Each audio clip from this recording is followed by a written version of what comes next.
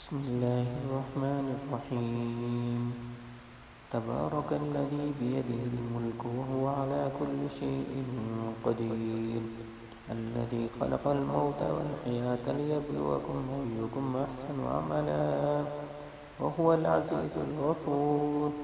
الذي خلق 7 سماوات طباقا ما ترى في خلق الرحمن من تفاوت فارجع البصر هل ترى من فطور ثم ارجع البصر كرتين ينقلب إليك البصر خاسئا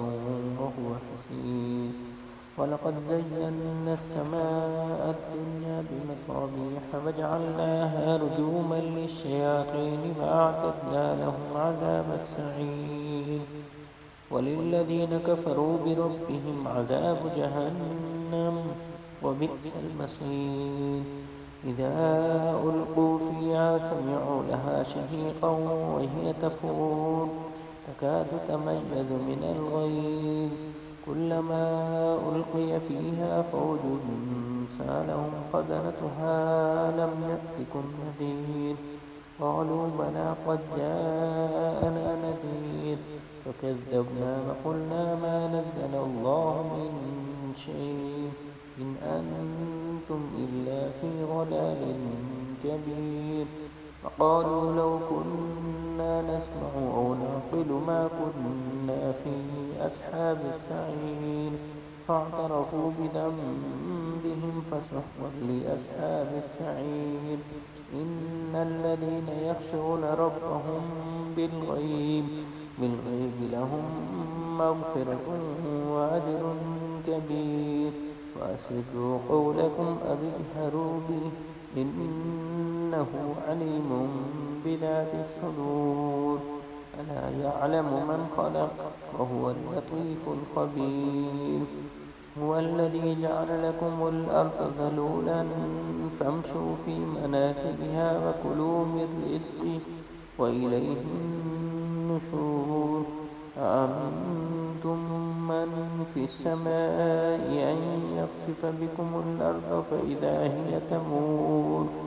أم أمنتم من في السماء أن يرسل عليكم حاسبا فستعلمون كيف نذير، ولقد كذب الذين من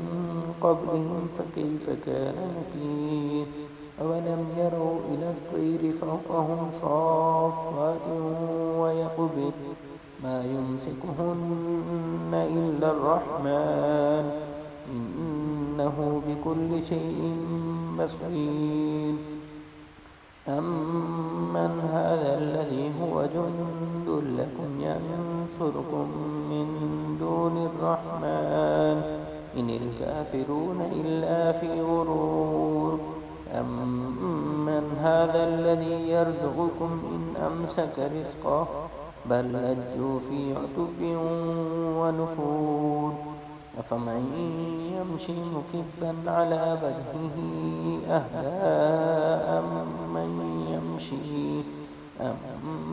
يمشي سويا على صراط مستقيم، قل هو الذي أنشأكم وجعل لكم السمع والأبصار والأفئدة قليلا ما تشكرون،